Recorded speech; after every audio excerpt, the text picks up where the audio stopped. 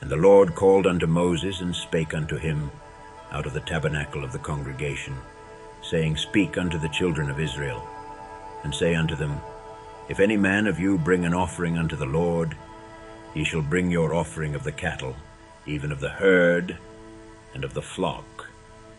If his offering be a burnt sacrifice of the herd, let him offer a male without blemish. He shall offer it of his own voluntary will at the door of the tabernacle of the congregation before the Lord.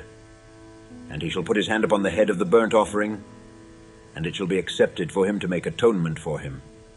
And he shall kill the bullock before the Lord, and the priests, Aaron's sons, shall bring the blood, and sprinkle the blood round about upon the altar that is by the door of the tabernacle of the congregation. And he shall flay the burnt offering, and cut it into his pieces. And the sons of Aaron the priest shall put fire upon the altar, and lay the wood in order upon the fire. And the priests, Aaron's sons, shall lay the parts, the head, and the fat, in order upon the wood that is on the fire which is upon the altar. But his inwards and his legs shall he wash in water.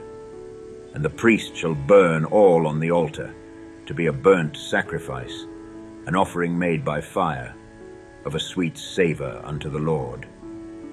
And if his offering be of the flocks, namely of the sheep or of the goats, for a burnt sacrifice, he shall bring it a male without blemish, and he shall kill it on the side of the altar northward before the Lord.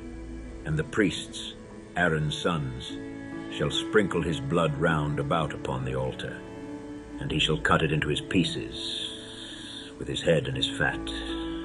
And the priest shall lay them in order on the wood that is on the fire which is upon the altar. But he shall wash the inwards and the legs with water, and the priest shall bring it all and burn it upon the altar. It is a burnt sacrifice, an offering made by fire, of a sweet savour unto the Lord. And if the burnt sacrifice for his offering to the Lord be of fowls, then he shall bring his offering of turtle doves, or of young pigeons. And the priest shall bring it unto the altar, and wring off his head, and burn it on the altar. And the blood thereof shall be wrung out at the side of the altar.